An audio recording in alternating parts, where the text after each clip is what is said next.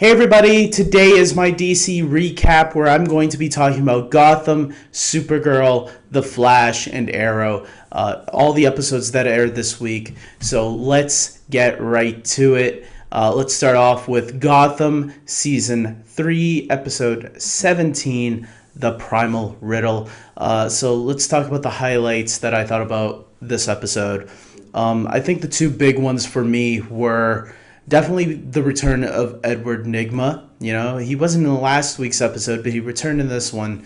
And seeing him, joining now the Court of Owls, I think whatever is going to be happening in these next episodes going forward, we know there's a couple of episodes left. It's going to be interesting to see what the Court of Owls is going to do with Edward Nygma now joining them. I like that we got to finally see Gordon go up against Nygma as well. This is the Nygma I've always wanted to see ever since season 1, when we've got little doses of Nygma's crazy side, but I think they really started to develop that in season 2.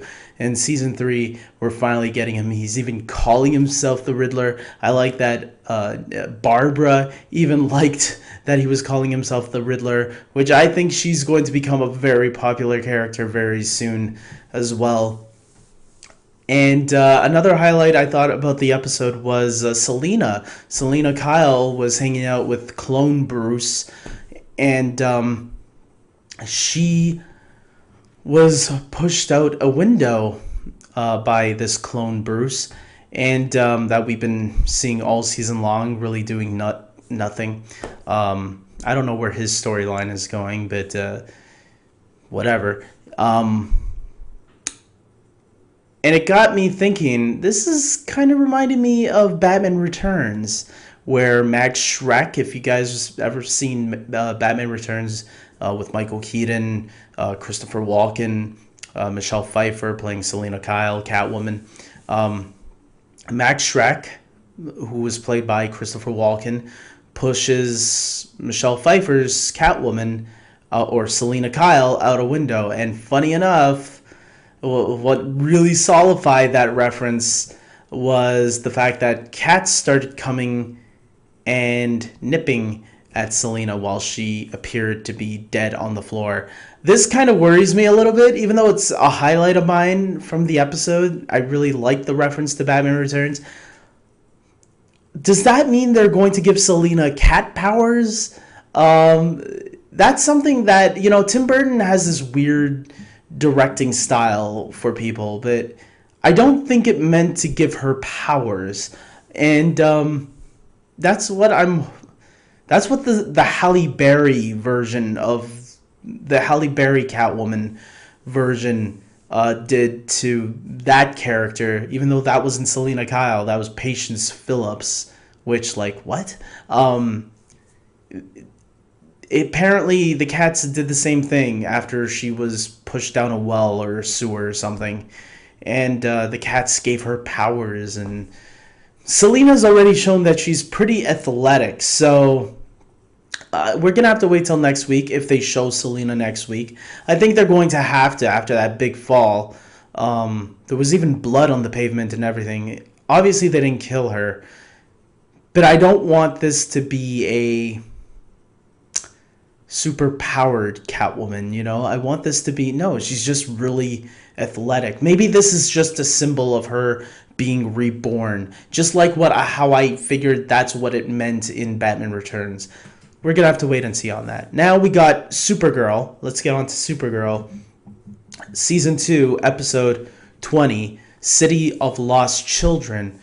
I think the highlight for this one was Jimmy Olsen. This episode was really a nice episode focused on Jimmy, who's been in this Guardian outfit all season long and seems pretty much wasted. So to have this episode focus on him and actually do a really good job on focusing on him, I really liked it. I thought it was nice that Jimmy finally got some spotlight, and good spotlight, because sometimes whenever certain characters are forgotten about or seem to be pushed to the side for a little bit, sometimes they don't get a good focus episode on them. But I do feel that this one was definitely giving Jimmy the spotlight he deserved, and I really enjoyed it, and how he became a hero without the costume. And I think Wynn even pointed that out to him in the episode as well. I like the little Batman reference that we got as well. Does that mean Batman takes place in Supergirl's universe? We'll never know as long as Gotham is on Fox. I love Gotham, but there is a small part of me that would love to see Batman appear on the Arrowverse. And we also got a Batman or Bruce Wayne reference on The Flash in the newspaper headline, where it said that Wayne Tech and Queen Inc. Was merging in the year 2024. So maybe they're hoping that Gotham will be canceled before then, so that way they can have Bruce Wayne or Batman in the Arrowverse, and maybe Supergirl would be the most likely of the shows to feature him, which I think would be amazing. So yeah, it was a really good episode focused on Jimmy dealing with this kid. I thought it was a really good episode. Next, we got The Flash, Season 3, Episode 21, Cause and Effect. And I did a full episode review of this, and I'll just say what I said before. I really enjoyed this episode. It definitely was more of a filler rather than pushing the story along, but it was a fun episode. I really enjoyed it, seeing Barry go happy again, and even the Killer Frost and the Killer Frost stuff, where Caitlin was working with the team again, and Cisco was and Julian was kind of reminding her of the past, and Julian got kind of like a punch in the gut, sort of mentally, when Caitlin said she didn't love him after he told her that he loved her. This was a really enjoyable episode. If you want to see my in-depth review, go check that out. But that's what I'm going to say about that. I think those were the highlights. Caitlin coming back and just seeing Barry happy again, and seeing Iris happy for Barry, because Iris is the best love interest on any of these superhero TV shows, past and present. I think she is the most supportive. I lived through 10 years of Smallville, where I had to hear Lana cry all the time, being a drama queen, because Clark had secrets. People have secrets for a reason, but I was happy to see a more supporting relationship, and this solidifies why the Barry and Iris relationship is so great. Next, we're moving on to Arrow, Season 5, Episode 21, Honor Thy Fathers. Once again, I also did a full episode review for this, so if you want to check that out, all of that will be in the description link below, the description area. This was a fantastic episode leading into the last two episodes. I'm really hyped for this. Prometheus going all out. Whatever his plan is, it's that smile at the end of this episode really shows that he has something up his sleeve. And if it's any indication of the week before, I think it has something to do with William. That's just my guess. I will also say the flashbacks, they're coming to an end. You can feel it, because we saw that mask, the Deathstroke mask. Oliver put it up with the arrow inside of it. And that's how the pilot, I think, even began, with us seeing that Deathstroke mask exactly like that. So they're telling us these next two episodes are wrapping up the island, the flashback storyline, which I'm really excited to see how they're going to end it. Stephen Amell likes hyping episodes up, but sometimes when he does, I'm like, yeah, that was a good episode, but it wasn't as good as he was kind of letting it on.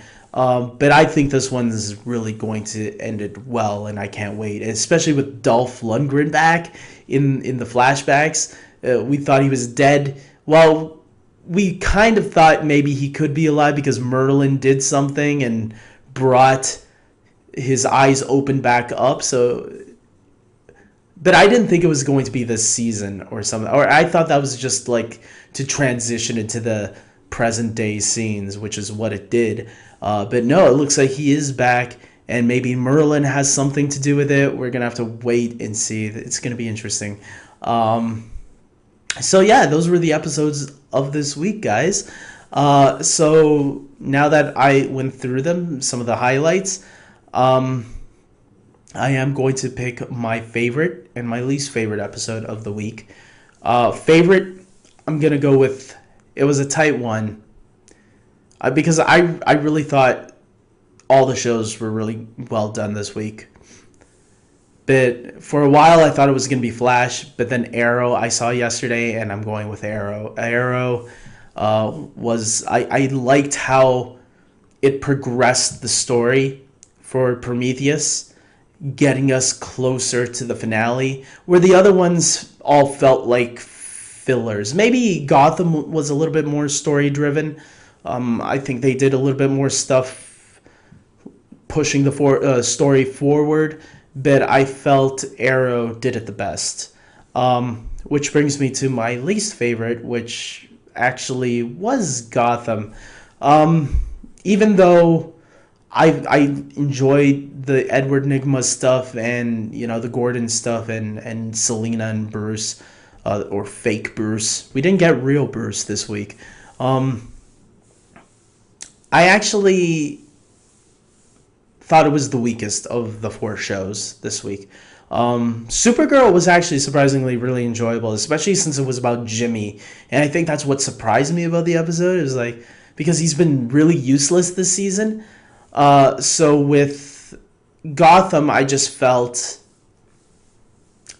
I could have had more with that episode, They gave me little bits here and there throughout the episode, but most of it is like, I actually forgot what happened in most of the episode already, other than the Riddler and Selena Kyle stuff, which I think, like I said, were the highlights. The rest of the episode is drawing a blank to me. So, yeah, I'm going to end this here, guys.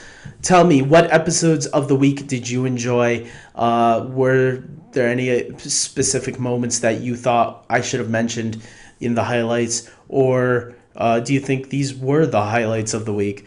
And subscribe to my channel, especially if you are a huge fan of any of these DCTV shows. I do this to express how I feel about them myself, but I also like to get in contact with other fans of these shows and movies that I really enjoy. And like this video if you agree with me.